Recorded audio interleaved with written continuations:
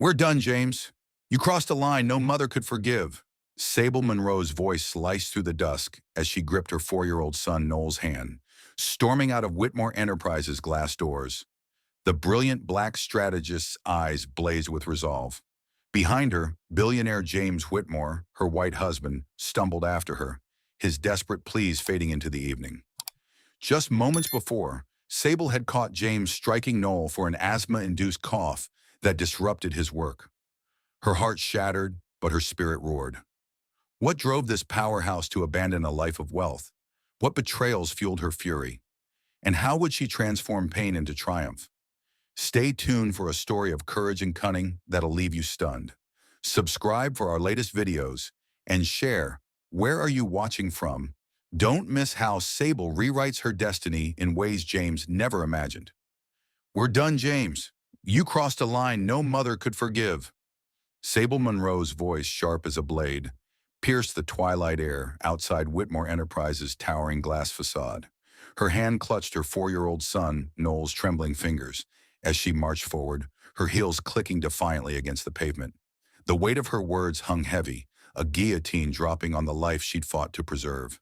Behind her, James Whitmore, her white billionaire husband, stumbled through the revolving doors, his tailored suit disheveled, his face a mask of panic. "Sable, wait! You don't understand," he shouted, his voice cracking like thin ice. But Sable didn't turn back. Her dark eyes, usually warm with intelligence, now burned with a fury that could level cities. The Chicago skyline loomed, its lights flickering like distant stars. But Sable saw only the image seared into her mind. Noel, her precious boy, cowering in the corner of James's opulent office, his small frame racked by an asthma attack, his cheek red from a slap. The memory fueled her steps, each one a declaration of war.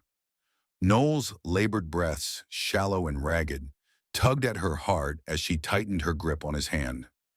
"It's okay, sweetheart," she whispered, her voice softening for him alone. "Mommy's got you now." Just hours earlier, the day had begun like any other in Sable's high-stakes world. At 25, she was a strategic consultant whose brilliance had reshaped Whitmore Enterprises into a global powerhouse. Her mind, a labyrinth of data and intuition, had closed deals that left competitors scrambling. But her role as the CEO's wife cast a shadow over her achievements. Colleagues whispered behind her back, their eyes dripping with condescension, assuming her success was a gift from James, rather than the product of her sleepless nights and relentless drive. Sable, with her flawless French and German, had learned to navigate their prejudice with grace, but the sting never dulled. That morning, she'd been in a boardroom, presenting a $50 million expansion plan to a room of stone-faced executives. Her voice was steady, her slides impeccable, but she felt the familiar weight of their gazes, some skeptical, others outright hostile. Cara Blair Whitmore, a sharp-tongued manager and James's distant cousin, sat at the far end, her lips curled in a smirk. Sable ignored her, focusing on the numbers, but Cara's presence was a splinter under her skin. Rumors of Cara's flirtations with James had reached Sable's ears, each one a fresh wound, but she'd buried the pain to keep her family intact. By noon, Sable was in her office, reviewing contracts, when her phone buzzed with a text from James's assistant. "Noel's with Mr. Whitmore. Babysitter canceled." Sable's stomach twisted. Noel's asthma had flared up the night before, and she'd spent hours in the ER, soothing him as he struggled to breathe. The babysitter's cancellation was a crisis, but James had insisted on bringing Noel to the office. "I'll handle it," he'd said, his tone clipped. Trusting him was a mistake Sable would never make again. She'd rushed to James's corner office on the 40th floor, her heart pounding. The door was ajar, and she froze at the sound of James's voice, low and venomous. "Stop that noise, Noel! I'm on a call!" Then came a sharp slap, followed by Noel's choked sob. Sable pushed the door open, her blood turning to ice. Noel sat huddled on the floor, clutching his inhaler, his brown eyes wide with fear.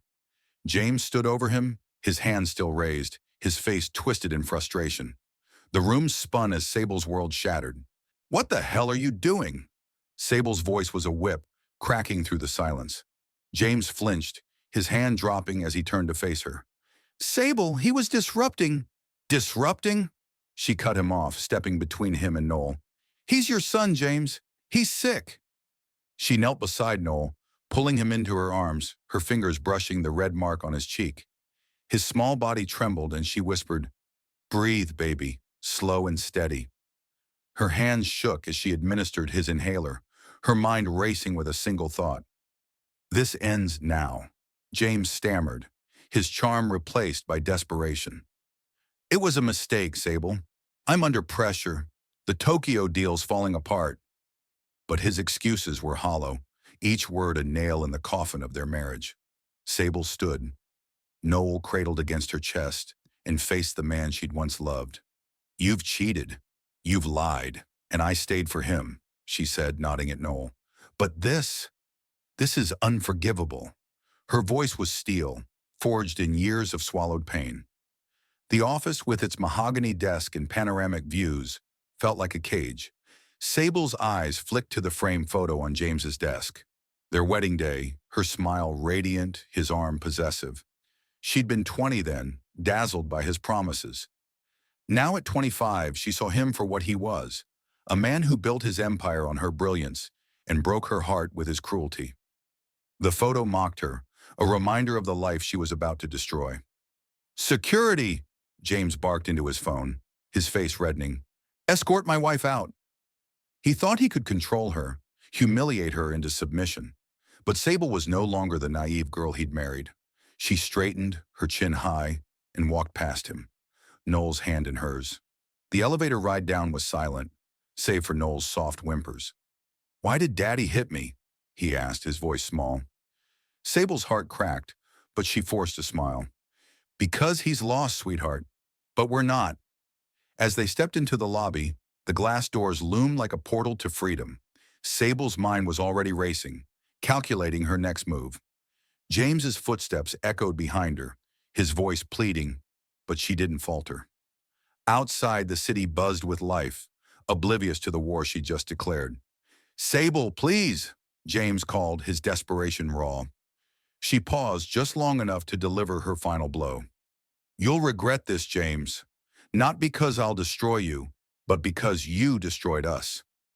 The evening air was cool, but Sable felt a fire within her, a resolve that burned brighter than her pain. Noel looked up at her, his eyes searching. "Where are we going, Mommy?" he asked. She knelt, brushing a curl from his forehead. "Somewhere safe," she said. "Somewhere we can be free." As they walked into the twilight, Sable knew this was no end, but a beginning AI, reckoning for every betrayal, every bruise, every whispered slight. James had underestimated her, but Sable Monroe was a force no one could contain. The Chicago wind whipped through the streets carrying the promise of ambition as Sable Monroe, a 19-year-old prodigy, stepped into the marble lobby of Whitmore Enterprises. Her heart raced, not from nerves, but from the electric thrill of opportunity. At 5'6", with her coiled hair pulled into a sleek bun and her thrift store blazer tailored to perfection, she looked every inch the strategist she'd trained to be. Her scholarship to Northwestern had honed her mind. Her fluency in French and German had sharpened her edge. Today, as a junior consultant, she was stepping into a world where her black skin would be both a badge and a battleground. The towering glass building, with its gold-embossed logo, felt like a coliseum, and Sable was ready to fight. Her first day was a blur of handshakes and clipped introductions. Colleagues eyed her curiously, their smiles tight, their whispers trailing her like shadows. "The new hire," they murmured, their tones laced with skepticism. Sable ignored them, her focus laser-sharp as she absorbed the company's labyrinthine structure. Whitmore Enterprises was a titan in global consulting, its deals shaping markets from Tokyo to Paris. Sable had clawed her way here, outworking peers who'd had trust funds to cushion their falls. She wasn't here to blend in, she was here to redefine the game. By her third week, Sable's chance arrived. A high-stakes meeting on a French merger deal had the boardroom buzzing with tension. Senior consultants fumbled through outdated data, their presentations crumbling under the scrutiny of James Whitmore, the 30-year-old heir to the company's throne. James was a vision of privilege, tall with piercing blue eyes and a smile that could charm or cut. His reputation as a playboy preceded him, but his business acumen was undeniable. As the room floundered, Sable's hand shot up, her voice steady. "If I may, sir," she began, her French accent flawless as she dissected the merger's flaws. She projected a slide she'd prepared on her own, her analysis weaving market trends with cultural nuances.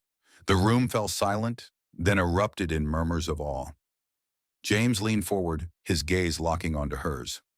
"And you are?" he asked, his tone a mix of curiosity and challenge. "Sable Monroe, junior consultant," she replied, unflinching. "Your team's missing the cultural leverage in Lion. I can fix it."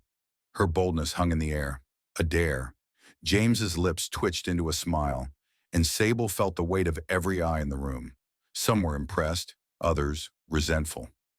Kara Blair, a mid-level manager with sharp features and sharper ambitions, scribbled furiously in her notebook, her eyes narrowing at Sable. That evening, a bouquet of lilies arrived at Sable's cubicle with a note. "Dinner, 8 p.m. James." Her colleagues' whispers grew louder, their glances venomous. Sable hesitated. James's charm was a siren song, but his reputation, late nights with models, tabloid scandals, was a warning. Yet the invitation was a door to influence, and Sable wasn't one to shy away. She arrived at the rooftop restaurant in a simple black dress, her poise outshining the city's skyline. James was already there, his suit impeccable, his smile disarming. "You're not like anyone I've met," he said over champagne, his eyes tracing her features. "You don't just think, you see." Their conversation flowed like a river, from market strategies to Parisian art. Sable matched his wit, countering his flirtations with sharp banter. In German, she teased him about his taste in wine. In French, she debated global trade. James was captivated, his usual detachment replaced by fascination. "You're going to change this company," he said, his voice low. Sable smiled, but her mind was clear. She wasn't here for his approval. She was here to build her own legacy. Weeks turned into months, and James's pursuit intensified. He sent her handwritten notes, invited her to exclusive galas, and carved out time for late-night strategy sessions that blurred into personal confessions. Sable, raised by a single mother who'd taught her to trust her instincts, felt the pull of his charisma, but guarded her heart. She saw the red flags, his lingering glances at other women, the way his charm felt rehearsed. Yet when he spoke of a future together, of building an empire side by side, her defenses wavered. At 19, she was brilliant but human, and James's promises were a glittering temptation. Their courtship was a whirlwind. By her 20th birthday, James proposed in Paris under a sky ablaze with stars. Sable, in a moment of vulnerability, said yes, her heart daring to believe in love. The wedding was a spectacle. White roses, a string quartet, and a guest list of corporate titans. Sable's mother, her face lined with worry, whispered, "He's a storm, baby. Be ready." Sable nodded, but the joy of the moment drowned out the warning. She was Mrs. Whitmore now, a title that felt like both a crown and a chain. At work, her marriage shifted the dynamics. Promoted to senior consultant, Sable led major deals, her strategies doubling the company's European revenue. But the whispers grew vicious. "She's only here because of him," colleagues sneered, their words a dagger to her pride. Kara Blair, now a constant presence, watched Sable with a predator's patience, her smiles masking envy. Sable felt the isolation creeping in, her blackness a silent barrier in a world of privilege. She worked harder, stayed later, determined to prove her worth. Her presentations were flawless, her insights prophetic, but the skepticism lingered, a poison seeping into her confidence. James, meanwhile, was a paradox. In public, he was the devoted husband, praising Sable's genius at board meetings. In private, his attention wandered. Sable caught him texting late at night, his excuses flimsy. "It's just business," he'd say. But the perfume on his collar told another story. She buried the hurt, focusing on her work, but each betrayal was a crack in the foundation of their love. She began to see him not as a partner, but as a puzzle. Charming, brilliant, but incomplete. One night after closing a $20 million deal, Sable stood alone in her office, staring at the city below. Her reflection in the glass was a woman on the cusp of greatness, but her eyes held a flicker of doubt. She'd come to Whitmore Enterprises to conquer, not to be conquered. James had opened a door, but it was her mind that had carried her through. As she packed her bag, a note from James slipped out. "You're my muse, Sable." She crumpled it, her heart heavy. The man she'd married was a dream, but the reality was a storm brewing on the horizon. The Chicago dawn painted the skyline in hues of amber, but in the penthouse atop Whitmore Enterprises' corporate tower, Sable Monroe felt a chill that no sunrise could warm. At 22, 3 years into her marriage to James Whitmore, she stood in their marble bathroom, staring at a lipstick stain on his white dress shirt. The shade, crimson, bold, was not hers. Her fingers trembled as she held the fabric, her mind racing to the late-night meetings James had dismissed as routine. The evidence was a dagger, but Sable, ever the strategist, tucked it away, bearing the pain beneath her iron resolve. She was pregnant with their first child, her body a vessel of hope, yet her heart was a battlefield where love and betrayal waged war. Downstairs, James sipped espresso, his blue eyes scanning market reports, oblivious to the storm brewing within her. "Morning, darling," he said, his smile as polished as the glass table between them. Sable forced a nod, her voice steady. "Big day today. The Berlin deal closes." She was the lead consultant on a $75 million contract, her strategy a masterstroke that had outmaneuvered European rivals. James glanced up, his pride genuine but fleeting. "You'll crush it," he said, already turning back to his phone. Sable's jaw tightened. Once, his words had lit a fire in her. Now, they felt like ash. At Whitmore Enterprises, Sable was a force of nature. Her office, a sleek sanctuary of glass and steel, hummed with the rhythm of her work, spreadsheets, projections, and multilingual emails flowing in French and German. She transformed the company's European division, boosting profits by 30% in 2 years. Yet the boardroom was a gauntlet of subtle slights. Older executives, their faces etched with privilege, questioned her every move, their skepticism a coded challenge to her blackness. "Impressive work, Mrs. Whitmore," one said, the title dripping with insinuation. Sable met their gazes, her smile a blade. "Thank you. The numbers speak for themselves." Cara Blair Whitmore, now a senior manager, was a constant thorn. Her sharp tongue and sharper ambition made her a favorite among the old guard. And her familiarity with James, lingering touches, private laughs, set Sable's nerves on edge. During a strategy session, Cara interrupted Sable's presentation with a pointed critique. "Bold move, but risky," she said, her eyes glinting. Sable countered smoothly, citing data that silenced the room, but Cara's smirk lingered, a promise of future battles. Colleagues whispered about Cara's late-night consultations with James, their words a poison Sable couldn't ignore. Home was no refuge. James's infidelity, once a suspicion, became undeniable. A text flashed on his phone during dinner. "Miss you, Jay. Last night was magic," from a number labeled Client X. Sable's stomach churned, but she said nothing, her silence a shield. She confronted him later, her voice low to avoid waking the nanny. "Who is she, James?" He deflected, his charm a well-worn weapon. "It's nothing, Sable. You're overthinking." But the lie was a crack in their foundation, widening with every excuse. She found more receipts for dinners she hadn't attended, and a scarf in his car that wasn't hers. Each discovery was a weight, but Sable carried it, her love for their unborn child anchoring her to a marriage unraveling at the seams. Pregnancy softened her edges, but not her drive. At 7 months, Sable led a negotiation in Berlin via video call, her German flawless as she secured terms that left competitors reeling. The victory was bittersweet. Back home, James was absent, his business trips stretching into weeks. Sable's mother, visiting from their modest Southside apartment, saw the strain in her daughter's eyes. "You can't fix a man who's broken, baby," she said, her voice heavy with experience. Sable nodded, but her heart clung to hope, picturing a family where James could be the father she'd dreamed of. Noel's birth was a beacon in the darkness.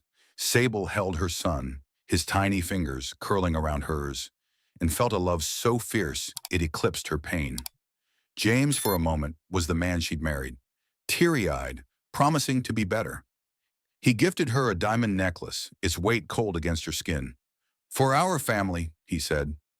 Sable smiled, but her eyes were guarded. She returned to work 6 weeks later, Noel's photo on her desk, a reminder of why she endured. Her colleagues' congratulations were tinged with envy, their whispers louder now. "She's back already? Must be nice to have the CEO's name." The cracks deepened.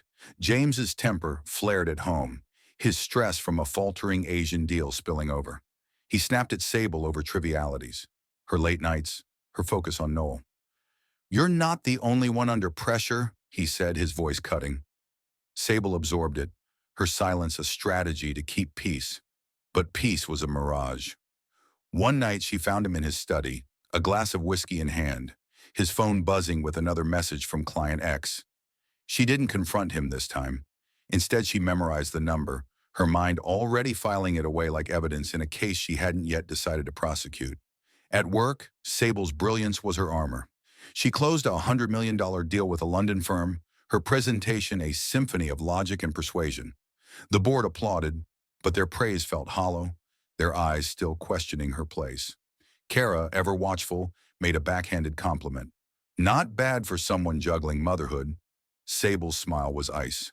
"I don't juggle, Kara. I execute." The room laughed, but the tension between them crackled like a live wire. Sable knew Kara was circling, waiting for a misstep, and she refused to give her one. Noel's first birthday was a quiet affair, just Sable, her mother, and a cake she'd baked herself. James was in Dubai, his apology a rushed voicemail. Sable sang to Noel, his giggles a balm, but her heart ached. She looked at her son, his brown eyes mirroring hers, and made a silent vow. "I'll protect you no matter what." That night, alone in their king-size bed, she traced the cracks in her marriage. James's absences, his lies, the whispers of his affairs. She was Sable Monroe, the woman who'd conquered boardrooms and defied expectations. Yet here she was, tethered to a man who valued her less than his ego. As she stood by the nursery watching Noel sleep, Sable felt a shift. The strategist in her was waking, analyzing not markets but her own life. She'd stayed for Noel, for the dream of a family, but the cost was mounting. The lipstick, the texts, the coldness, they were not just betrayals but warnings. James was a storm, as her mother had said, and Sable was learning to brace for it. She tucked Noel's blanket around him, her resolve hardening. She wasn't ready to leave, not yet, but the seeds of rebellion were taking root, waiting for the moment when her strength would outshine her pain. The fluorescent lights of Whitmore Enterprises' 40th floor corridor buzzed like a warning as Sable Monroe strode toward her husband's office, her heart a drumbeat of unease. At 24, she was a titan in the corporate arena, her strategic genius steering the company through turbulent markets.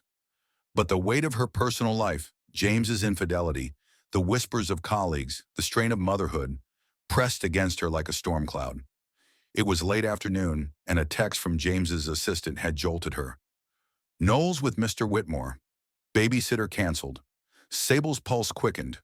Noel, her 3-year-old son, had been battling asthma flare-ups, and the thought of him in James's impatient care sent a shiver down her spine. She quickened her pace, her heels echoing like gunshots. The door to James's office was half open, a sliver of chaos spilling out. Sable froze at the sound of her husband's voice, sharp and venomous. "Quiet, Noel. I'm trying to work." Then came a sickening thwack, followed by a small, choked sob. Her blood turned to ice, her breath catching as she pushed the door wide. The sight before her was a nightmare carved into reality. Noel, her fragile boy, sat crumpled on the floor, clutching his inhaler, his cheek glowing red from a slap. His brown eyes, wide with fear, locked onto hers, and his wheezing breaths filled the silence. James loomed over him, his hand still raised, his face twisted in frustration. "What have you done?" Sable's voice was a low growl, a mother's fury distilled into words. James flinched, his hand dropping as he spun to face her.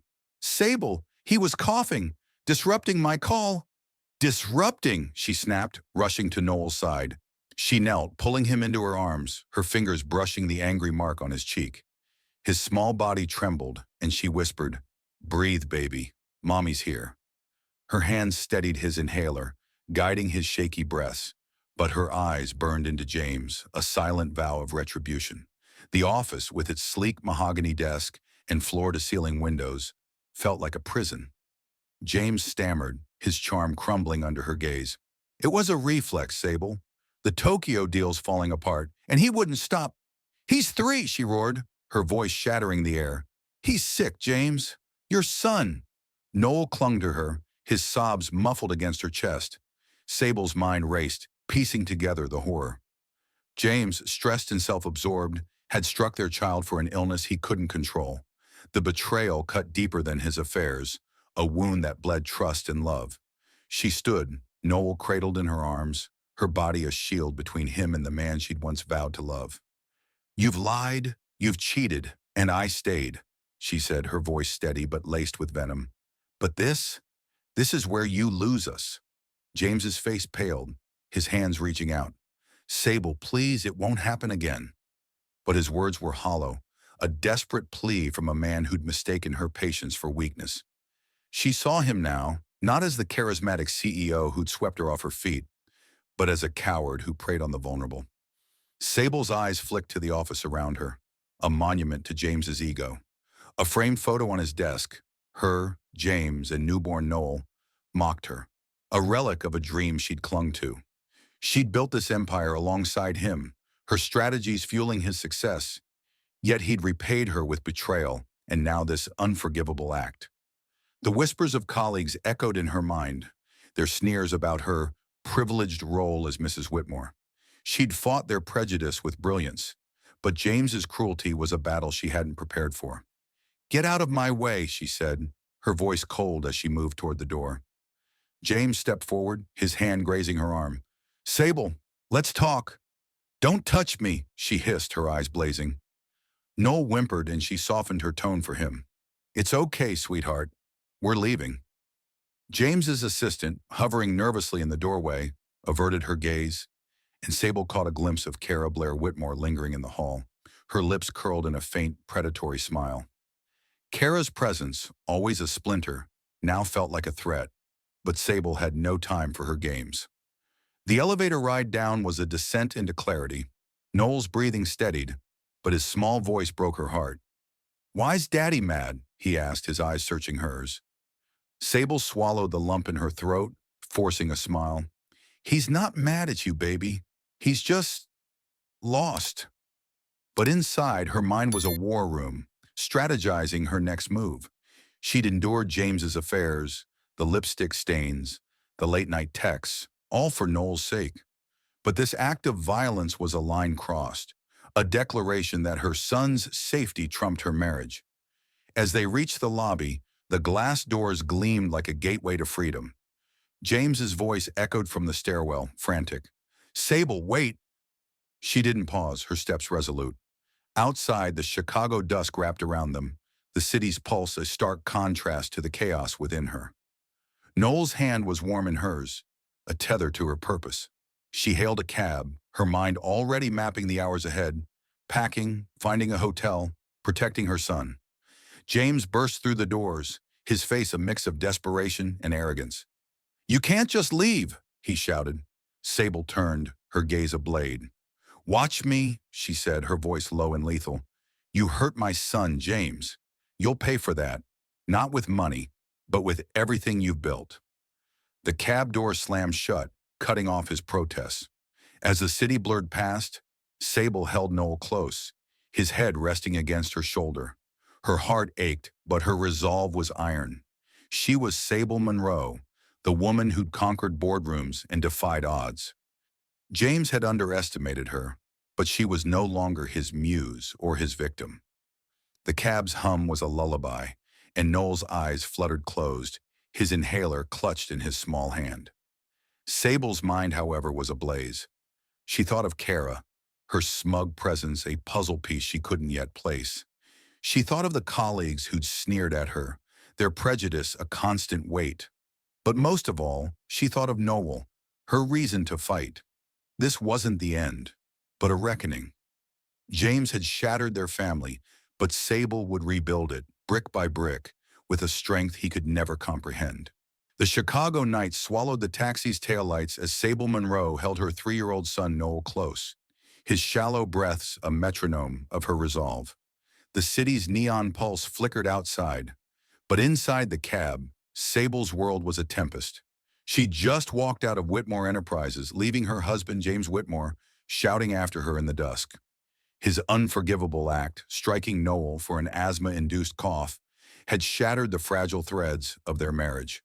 "We're done, James," she declared, her voice ablade. Now, as the cab wove through traffic, Sable's mind, honed by years of corporate strategy, was already plotting her next move. Noel's small hand clutched hers, his eyes heavy with exhaustion. "Where are we going, Mommy?" he murmured. Sable kissed his forehead, her voice soft but steel beneath. "Somewhere safe, baby. Just you and me." She directed the driver to a discreet boutique hotel on the city's edge, a place James wouldn't think to look. The lobby's muted gold tones and plush carpets felt like a temporary sanctuary as Sable checked in under her maiden name, Monroe. Her corporate credit cards tied to James were useless now. She used her personal savings, a modest account she'd kept secret. Up in their suite, she tucked Noel into bed, his inhaler beside him. His cheek, still faintly red from James's slap, was a wound on her soul. As he drifted to sleep, Sable's fury crystallized into purpose. She wasn't just running, she was preparing for war. Her phone buzzed incessantly.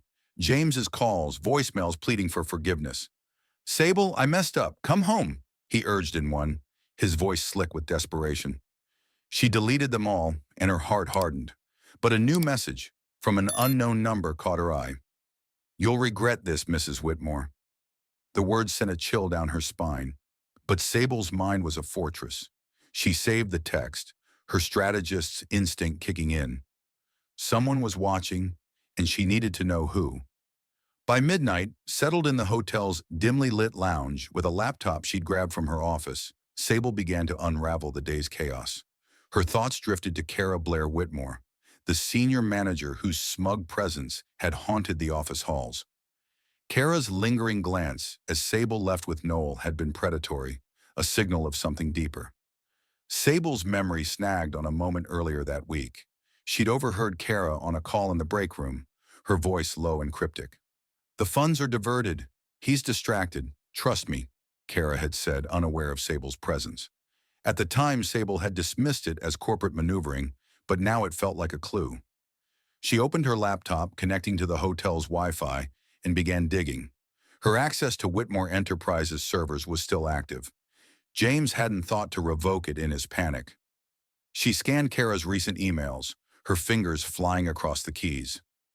Most were routine, but one, buried in a folder labeled Personal, stood out. A message to an offshore account with the subject transfer confirmation. The body was vague, mentioning discretionary funds, but the attached spreadsheet listed transactions totaling $500,000. Sable's pulse quickened. This wasn't standard procedure. Kara was hiding something. Her next move was riskier. She texted Marcus Tate, a private investigator she'd met during a corporate fraud case 2 years ago. Marcus owed her a favor after she'd saved his client from a rigged audit. "Need you to look into someone. Urgent," she wrote, attaching Kara's name and a brief rundown. Marcus replied within minutes. "On it. Give me 48 hours." Sable exhaled, her mind a chessboard where every piece was shifting. She couldn't confront Kara yet, not without proof, but the seed of suspicion was sprouting. As dawn broke, Sable sat by the hotel window, Chicago's skyline a jagged silhouette against the gray sky. Noel slept soundly, his breathing steadier. She thought of James, his betrayal a wound that pulsed with every heartbeat. His affairs had been painful, but striking Noel was a violation of the sacred trust she'd placed in him as a father. She'd stayed through his lies, hoping for Noel's sake, but that hope was ash now. Her love for James had been a fire. His cruelty had doused it, leaving only embers of vengeance. A knock at the door startled her. It was room service delivering the breakfast she'd ordered for Noel. pancakes his favorite. As she tipped the waiter, her phone buzzed with a news alert. Whitmore Enterprises CEO faces internal turmoil. The article, vague but pointed, mentioned personal issues disrupting James's leadership. Sable's lips twitched in a grim smile. The vultures were circling, and she hadn't even begun to fight. She saved the article. Another piece of leverage. By mid-morning, Sable had packed their essentials into a single suitcase. She needed to stay mobile, out of James's reach. She called her mother, who lived in a modest Southside apartment. "Mama, I need you to be ready to leave town if I say so," Sable said, her voice low. Her mother's response was fierce. "You and Noel are all that matter. Tell me when." Sable's throat tightened. Her mother's strength, forged in years of struggle, was her anchor. As she hung up, a memory surfaced. Kara's voice again, this time from a company gala months ago. "James is easy to play," she'd said to a colleague, her laugh sharp. Sable had overheard it, dismissing it as jealousy, but now it rang like an alarm. Kara wasn't just ambitious. She was calculating, using James's weaknesses to her advantage. Sable's mind raced, connecting dots. If Kara was diverting funds, she needed James distracted. And what better way than to exploit his crumbling marriage? She spent the afternoon researching, her laptop a weapon. Public records showed Kara's recent purchases, a condo, a sports car, far beyond her manager's salary. Sable cross-referenced them with the company's financial reports, spotting discrepancies in the discretionary budget Kara oversaw. It wasn't proof, but it was a thread, and Sable was a master at pulling threads until empires unraveled. Noel woke, his eyes bright despite the chaos. "Pancakes!" he chirped, climbing into her lap. Sable hugged him, her heart swelling. "You're my brave boy," she said, brushing a curl from his forehead. His innocence was her fuel, his safety her mission. She'd built a career on outsmarting opponents. Now she'd use that skill to protect her son and expose the vipers in her midst. As night fell, Sable stood by the window, the city a glittering maze below. Her phone buzzed. Marcus, preliminary findings. Blair's linked to an offshore shell company. Digging deeper. Sable's eyes narrowed. The storm she'd unleashed was gathering force, and Kara was at its center. James thought he could break her, but Sable was no victim. She was a strategist, a mother, a force of nature. The battle had begun, and she would fight with every ounce of her brilliance. The Chicago skyline glittered like a chessboard under siege as Sable Monroe sat in her hotel suite, her laptop casting a pale glow across the darkened room. It was 2 a.m., 48 hours since she'd stormed out of Whitmore Enterprises with her 3-year-old son, Noel, leaving her husband, James Whitmore, in the wreckage of his own cruelty. James's unforgivable act, striking Noel for an asthma-induced cough, had ignited a fire in Sable, transforming her pain into a strategist's resolve. Now with Noel asleep in the next room, his inhaler by his side, Sable was a hunter, tracking the threads of a conspiracy that threatened her family and the empire she'd helped build. Her suspicions centered on Kara Blair Whitmore, the cunning manager whose cryptic words and smug glances had set off alarms.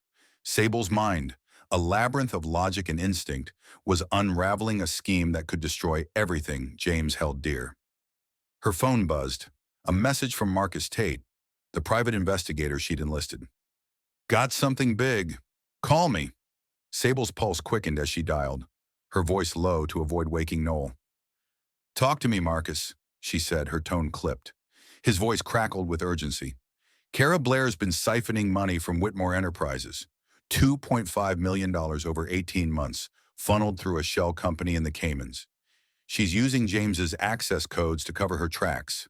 Sable's breath caught, her mind racing. "Proof?" she asked. "Bank records, emails, and a recorded call where she brags about playing the CEO. "I'm sending it now," Marcus replied. Sable's eyes narrowed, a predator's focus. Kara wasn't just ambitious. She was a thief, and James was her unwitting pawn. The files arrived, a digital arsenal. Sable opened the first, a spreadsheet detailing transactions from Whitmore's discretionary fund, each labeled as consulting fees, but wired to an offshore account linked to Kara. Another file contained emails between Kara and an unknown contact discussing diversions and keeping the boss distracted. The recorded call was the clincher, Kara's voice, smug and sharp, boasting, "James is too busy chasing his ego to notice. The money's ours." Sable's blood boiled, but her anger was a scalpel, precise and controlled. Kara had exploited James's weaknesses, his arrogance, his infidelity, to bleed the company dry, and Sable was the only one who could stop her. She worked through the night, cross-referencing Marcus's findings with her own discoveries from Whitmore's servers. The pattern was clear. Kara had targeted budget lines Sable rarely oversaw, knowing her focus was on major deals. The audacity was staggering. $2.5 million, enough to fund Kara's lavish condo and sports car, all while she played the loyal manager. Sable's mind flashed to Kara's flirtations with James, her lingering touches at company events. It wasn't love, Sable realized. It was strategy. Kara had seduced James to keep him distracted, ensuring he wouldn't notice her theft.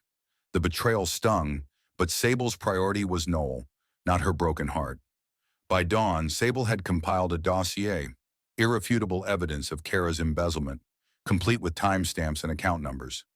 She emailed a copy to Marcus for safekeeping, her strategist's caution kicking in. James needed to know, but confronting him was a risk. He was still the CEO, still her husband, and his temper could be as volatile as his charm. Yet Sable knew silence wasn't an option. Kara's scheme threatened the company she'd poured her soul into, and James's blindness could cost thousands of jobs. For once, her loyalty wasn't to him, but to the truth. She arranged a meeting at a neutral location, a quiet cafe downtown, far from Whitmore's prying eyes. James arrived at noon, his suit immaculate, but his face haggard, shadows under his eyes betraying sleepless nights. "Sable, thank God," he said, reaching for her hand. She pulled back, her gaze ice. "This isn't about us," she said, sliding a USB drive across the table. "It's about your company." James frowned, plugging the drive into his laptop. As he opened the files, his expression shifted from confusion to shock, then fury. "Kara? She's been stealing from me?" he muttered, scrolling through the evidence. Sable watched him, her voice steady. "She used you, James. Your distraction was her cover." James's hands clenched, his voice rising. "Why didn't you tell me sooner?" Sable's laugh was bitter. "Because you were too busy hitting our son to notice your company crumbling." The words landed like a blow, and James flinched, his bravado crumbling. "Sable, I'm sorry. I'll fix this. Fix us." He leaned forward, his eyes pleading. "Come home. We can start over." Sable's heart twisted, the ghost of their love flickering, but she crushed it. "You lost us when you raised your hand to Noel," she said, her voice a guillotine. "This isn't forgiveness. It's a warning. Stop, Kara, or you'll lose everything." She stood, leaving the USB with him, her exit a silent ultimatum. James called after her, but Sable didn't turn back. The cafe's glass doors swung shut, sealing her resolve. She'd given him the truth, but she owed him nothing more. Her marriage was a husk, its ashes scattered by his betrayal and violence. Noel was her future, and she'd protect him at any cost. As she hailed a cab back to the hotel, her phone buzzed, a text from Marcus. "Found more. Kara's meeting someone tonight. Want me to tail her?" Sable replied. "Yes, don't lose her." The game was escalating, and she was ready to play. Back at the hotel, Noel was awake, coloring with crayons she'd bought from a corner store. "Look, Mommy, a rocket," he said, holding up a scribbled drawing. Sable smiled, her heart swelling, but her mind was elsewhere. She sat him on her lap, reading him a story, her voice a calm anchor. Yet beneath her warmth, a storm raged. Kara's scheme was a symptom of a deeper rot. James's negligence, the company's toxic culture, the prejudice Sable had battled daily. She'd built Whitmore's success, yet it had repaid her with betrayal. That ended now. As night fell, Sable stood by the hotel window, Chicago's lights a constellation of challenges. Her dossier was a weapon, but it was only the beginning. Kara's theft was a crack in the empire, and Sable would widen it. She thought of Noel, his innocence a beacon guiding her. James had underestimated her, seeing only the wife he could control. But Sable was a strategist, a mother, a force forged in fire. She opened her laptop, drafting an anonymous tip to the company's board, planting the first seed of Kara's downfall. The storm she'd unleashed was no longer just personal. It was a reckoning, and she would see it through. The Chicago dawn was a blade of light cutting through the hotel room's curtains as Sable Monroe sat at the desk, her eyes fixed on the dossier that would dismantle a thief's empire. It had been 3 days since she'd left James Whitmore, her billionaire husband, in the wake of his unforgivable act, striking their 3-year-old son, Noel, for an asthma-induced cough. Now, with Noel coloring quietly on the bed, Sable held the key to justice. Irrefutable evidence of Kara Blair Whitmore's $2.5 million embezzlement from Whitmore Enterprises. Her private investigator, Marcus Tate, had delivered bank records, emails, and a damning recording, and Sable had woven them into a weapon. But this wasn't just about Kara. It was about severing the chains of a marriage that had betrayed her and reclaiming a future for her son. Sable's mind, a fortress of strategy, was ready to strike. She'd sent an anonymous email to the company's board the previous night, attaching a subset of the evidence with a warning. Investigate your senior manager, Kara Blair, or face public exposure. The board, a cabal of old money titans, valued discretion above all. Sable knew they'd act swiftly to avoid a scandal. By 8 a.m., her phone buzzed with a message from Marcus. Board's in emergency session. Kara's been summoned. Sable's lips curved, not in joy but in cold satisfaction. The dominoes were falling, and she'd pushed the first one. Her next move was riskier. She needed to ensure the board acted decisively, not just to protect James's ego, but to safeguard the company she'd helped build. She arranged a meeting with Evelyn Harper, the board's only female member, at a discreet park bench overlooking Lake Michigan. Evelyn, a sharp-eyed veteran with a reputation for fairness, was Sable's best bet. Sable arrived with Noel in a stroller, his small hands clutching a toy rocket. "Mrs. Whitmore," Evelyn greeted, her tone cautious. "This is bold, even for you." Sable slid a USB drive across the bench. "Kara Blair stole $2.5 million. The evidence is here. Bank transfers, emails, her own words. She used James's distraction to cover it." Evelyn's eyes narrowed, scanning Sable's face. "Why anonymously?" Sable's voice was steel. "Because my son's safety comes first. Do your job, Evelyn." Evelyn nodded, pocketing the drive. "If this checks out, Blair's finished." Sable stood, her gaze unwavering. "It will. And when it does, make sure she's prosecuted." As she pushed Noel's stroller away, the lake's waves roared like her own resolve. By noon, Marcus confirmed the outcome. Kara had been fired, her office sealed, and the police were involved. Kara's smug facade had crumbled, her theft exposed to a board that despised embarrassment. Sable felt no triumph, only a grim necessity fulfilled. James's call came that evening, his voice a mix of gratitude and desperation. "Sable, you saved the company. Come home. I'll make this right. Full custody of Noel, a stake in the firm." Sable stood by the hotel window, Chicago's skyline a glittering reminder of her battles. "You think custody is yours to give?" she said, her voice ice. "You hit our son, James. You betrayed me for years. There's no home left." His pleas grew frantic. "I love you, Sable. I'll change." But her heart was a locked vault. "Love doesn't bruise James. Goodbye." She hung up, her decision final. There would be no reconciliation, only justice. The legal battle for Noel was her next front. Sable hired Lena Carter, a fierce family lawyer known for winning impossible cases. James, backed by his wealth and corporate lawyers, fought hard, claiming Sable was unstable for leaving him. But Sable was prepared. She presented medical records of Noel's asthma, photos of his bruised cheek, and a sworn statement from James's assistant, who'd witnessed his temper. Lena turned the courtroom into a stage, painting James as an abusive father unfit for custody. Sable sat composed, her eyes on Noel, who played quietly with a court aide. When the judge granted her sole custody, citing James's documented violence, Sable exhaled, a weight lifted. James's face crumpled, but she felt no pity, only relief. The divorce settlement was another victory. Sable's lawyer secured a substantial sum, enough to start anew, though she refused James's offer of company shares. "I built your empire," she told him in their final meeting, her voice steady. "I don't need your scraps." James, hollowed by defeat, signed the papers, his charm replaced by resignation. Sable walked away, her suitcase packed, Noel's hand in hers. Chicago, with its towering ambitions and bitter memories, was no longer her home. She chose Seattle, a city of mist and reinvention, far from James's reach. The flight was quiet, Noel asleep against her shoulder, his inhaler tucked in her bag. Sable gazed out the window, the clouds a blank canvas for her future. In Seattle, she rented a modest apartment with a view of Puget Sound, its calm waters a contrast to her inner fire. Her first act was enrolling Noel in a specialized asthma program, his health her priority. The settlement funded a safety net, but Sable's mind was already spinning with plans. A new venture, one she'd control. As she unpacked, a news alert pinged. Whitmore Enterprises senior manager arrested for embezzlement. Kara's mugshot flashed, her smugness gone, replaced by defiance.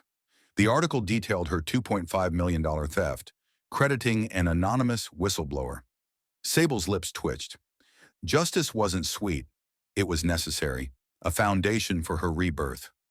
She thought of Kara's flirtations with James, her calculated moves to exploit his weakness. Sable had outplayed her, not with rage, but with precision, a strategist's checkmate. Noel's laughter broke her thoughts. He was stacking blocks, his rocket toy beside him. "Build a tower, Mommy," he said, his eyes bright. Sable knelt, helping him, her heart swelling. Every block was a promise, to protect him, to rise above the pain James and Kara had inflicted. Chicago had forged her, but Seattle would define her. She opened her laptop, sketching ideas for a consulting firm. Ethical, diverse, a beacon for those like her who'd been underestimated. As night fell, Sable stood on her balcony, the city's lights a new constellation. Her phone buzzed. A text from her mother. "You're stronger than I ever was. Make them see you." Sable smiled, her resolve iron. James and Kara had seen her as a pawn, but she was a queen, moving with purpose. She'd exposed a thief, won her son's future, and left a broken man behind. The road ahead was hers to carve, and she would build it with the same brilliance that had brought her this far.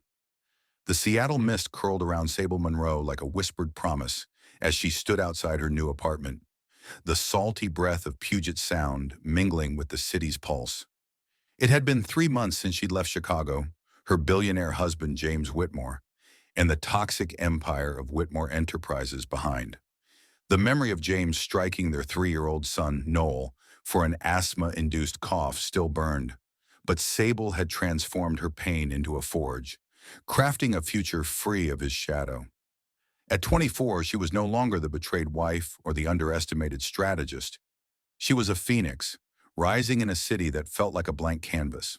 With Noel's hand in hers, she unlocked the door to their modest 2-bedroom home, her heart thrumming with purpose. This was no mere relocation. It was a declaration of independence, a new beginning carved from the wreckage of her past. The apartment was simple, white walls, hardwood floors, and a bay window framing the distant Space Needle. But to Sable, it was a fortress. She'd used her divorce settlement wisely, securing a lease and funding Noel's enrollment in a specialized asthma treatment program at Seattle Children's Hospital. His health, fragile after years of stress, was her first priority. That morning, as she unpacked boxes, Noel toddled in, clutching a toy rocket. "Mommy, is this our castle?" he asked, his brown eyes wide. Sable knelt, brushing a curl from his forehead. "Better than a castle, baby. It's our home." His giggle was a balm, soothing the scars of Chicago's betrayals. Sable's mind, however, was already a war room. She'd come to Seattle not to hide but to build. The idea for Monroe Strategies, her consulting firm, had sparked in the sleepless nights of her hotel refuge, fueled by a vision of ethical, inclusive business. She wanted a company that valued brilliance over pedigree, where no one would face the sneers she'd endured as a black woman at Whitmore Enterprises. Her settlement provided seed funding, but her true capital was her reputation. News of her role in exposing Cara Blair Whitmore's $2.5 million embezzlement had spread, whispered in corporate circles as the work of a whistleblower genius. Clients were curious, and Sable was ready to deliver. Her first step was assembling a team. She reached out to two former Whitmore colleagues who'd quietly supported her: Aisha Khan, a data analyst with a knack for spotting patterns, and Luis Morales, a marketing strategist who'd admired Sable's grit. Both had left Whitmore after Cara's scandal, disillusioned by its toxic culture. Over coffee at a bustling Pike Place cafe, Sable pitched her vision. "Monroe's strategies will be different," she said, her voice electric with conviction. "We'll solve problems with data and heart. No egos, no prejudice." Aisha's eyes sparkled. "I'm in. You're the real deal, Sable." Luis nodded. "Count me in. Let's shake things up." Their trust was a spark, igniting her ambition. She leased a small office downtown, its glass walls a nod to transparency. With Aisha and Luis, Sable crafted a business model blending cutting-edge analytics with cultural sensitivity, targeting mid-sized firms overlooked by corporate giants. Her first client, a local tech startup, hired her to streamline their European expansion. Sable's presentation, delivered in flawless French, sealed a $200,000 contract. The victory was small but seismic, proof that her brilliance could thrive without James's shadow. Word spread and inquiries poured in.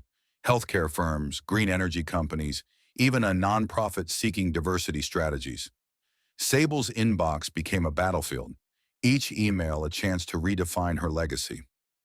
Noel's adjustment was her anchor. His new preschool, nestled in a tree-lined neighborhood, was a haven of warmth. His teachers, trained in asthma care, sent daily updates, and Sable's heart eased with each photo of him painting or laughing.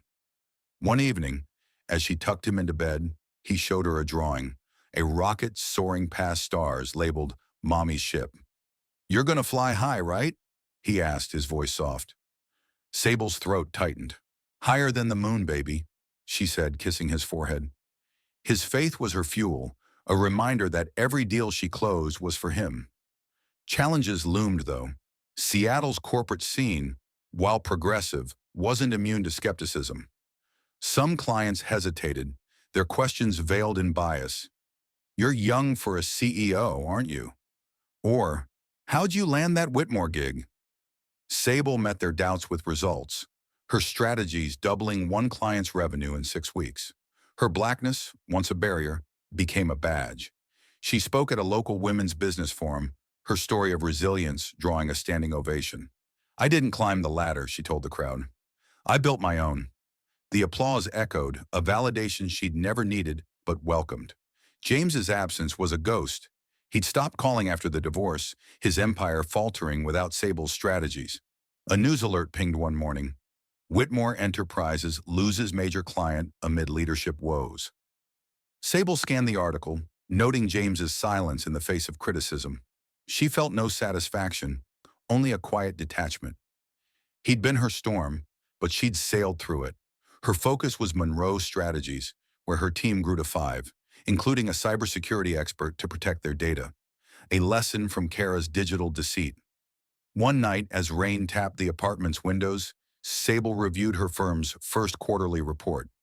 Revenue was modest but steady, with 3 new contracts signed. Aisha had uncovered a market gap in sustainable supply chains, and Luis's branding had made their logo, a rising star, recognizable. Sable's chest swelled with pride, but her strategist's mind was restless.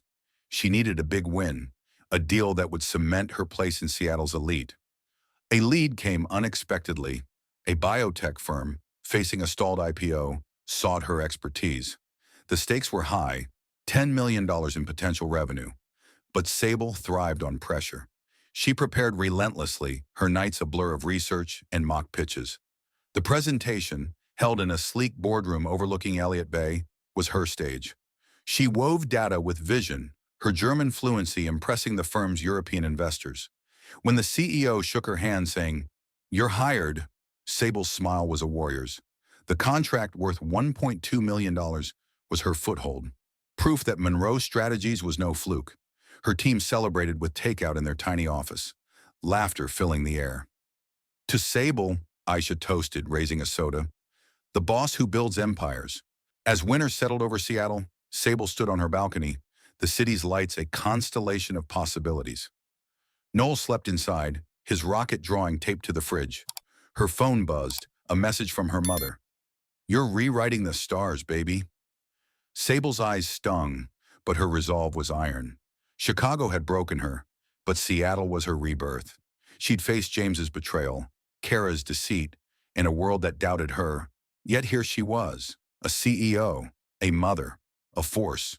Monroe Strategies was just the beginning, a spark that would grow into a blaze, lighting the way for those who, like her, dared to rise. The Seattle skyline shimmered under a rare summer sun, its glass towers reflecting a city alive with ambition, but none burned brighter than Sable Monroe. At 26, she stood on the stage of the Global Business Summit, her silhouette commanding a ballroom of 2,000 executives, investors, and visionaries. 2 years had passed since she'd fled Chicago, leaving behind her billionaire husband, James Whitmore, and the toxic empire of Whitmore Enterprises. His unforgivable act, striking their son, Noel, for an asthma-induced cough, had been the spark that ignited her rebellion. Now, as CEO of Monroe Strategies, a consulting firm valued at $50 million, Sable was no longer the betrayed wife or the underestimated black strategist. She was a titan, her voice a clarion call as she shared her journey from ashes to triumph. The audience leaned forward, captivated, as she began. "They thought they could break me. They were wrong." Below in the front row, 5-year-old Noel sat with Sable's mother, clutching a crayon drawing of his mother as a superhero, her suit a shield, her briefcase a sword. His brown eyes, once shadowed by fear, now sparkled with pride. Sable's heart swelled at the sight, her son's resilience a mirror of her own. The summit was her pinnacle, a moment to reflect on the battles won, not just against James and the scheming Kara Blair Whitmore, but against a world that had doubted her at every turn. Her speech wove a narrative of defiance, the lipstick stains of James's affairs, the sneers of colleagues who saw her as Mrs. Whitmore, the night she'd exposed Kara's $2.5 million embezzlement. Each scar had forged her, and Seattle had been her crucible. The journey to this stage had been relentless. Monroe Strategies, born in the misty dawn of her Seattle reinvention, had grown from a 3-person startup to a 20-strong powerhouse. Sable's vision, ethical consulting rooted in diversity and precision, had disrupted the industry. Her team, led by Aisha Khan and Luis Morales, had secured contracts with biotech giants, renewable energy firms, and even a UN-affiliated NGO. A $10 million deal with a pharmaceutical company, won through Sable's flawless German pitch, had catapulted her firm into the national spotlight. Industry journals called her the strategist rewriting the rules, and her inbox overflowed with speaking invitations. Yet every triumph was for Noel, whose laughter filled their cozy apartment, his asthma now managed by top-tier care. The summit stage was a battlefield of ideas, and Sable was its general. She spoke of resilience, her voice steady but electric. "I faced a choice. Let betrayal define me or let it fuel me," she said, her eyes sweeping the crowd. "I chose to build, not to break." She recounted her Chicago days, the boardroom slights, the whispers that her success was James's gift. "They saw my blackness as a limit," she said, her tone fierce. "I made it my strength." The audience erupted, their applause a thunderclap. Sable paused, her gaze finding Noel, and smiled. "My son taught me that true power isn't in wealth or titles. It's in rising for those you love." Offstage, a reporter cornered her, microphone poised. "What about James Whitmore? Any regrets?" Sable's smile was a blade. "He taught me a lesson. Arrogance builds empires that crumble, but intelligence builds legacies that endure." The words were a eulogy for her past, a nod to James's downfall. Whitmore Enterprises had faltered without her, its stock plummeting after client defections and a federal probe into its financial practices, sparked by Kara's arrest. James, once a corporate king, was a shadow, his calls to Sable unanswered, his name erased from her life. Her triumph wasn't just professional. Noel's preschool had become his kingdom, his drawings now featuring rockets and stars, not the fear of Chicago. Sable attended every parent-teacher meeting, her CEO's schedule bending for his smile. One evening as she tucked him into bed, he asked, "Mommy, are you a superhero?" Sable laughed, kissing his forehead. "No, baby, I'm just your mom, and that's enough." But to Noel, she was invincible, her love a shield against the world. Her mother, now a frequent visitor, saw it too. "You've done what I couldn't," she'd said, her voice thick. "You've rewritten our story." Sable's firm was her legacy. Monroe Strategies had become a beacon for diversity, hiring talent from marginalized communities. Women, people of color, and first-generation graduates. Aisha's analytics had uncovered market gaps that doubled client revenues, while Luisha's branding made their star logo synonymous with trust. Sable's leadership was surgical, her multilingual pitches winning deals across continents. A recent contract with a green tech firm, secured after a fierce bidding war, had pushed her firm's valuation skyward. Yet she remained grounded, hosting team dinners in her apartment, Noel giggling among her staff. "This is family," she'd told them, and they believed her. The summit's closing brought a surprise. The organizers announced the Visionary Award, and Sable's name echoed through the hall. She walked to the podium, her steps steady, as the crowd rose in a standing ovation. The award, a crystal star, felt heavy in her hands, a symbol of her ascent. In her acceptance speech, she spoke of her mother's sacrifices, Noel's courage, and the team that had become her strength.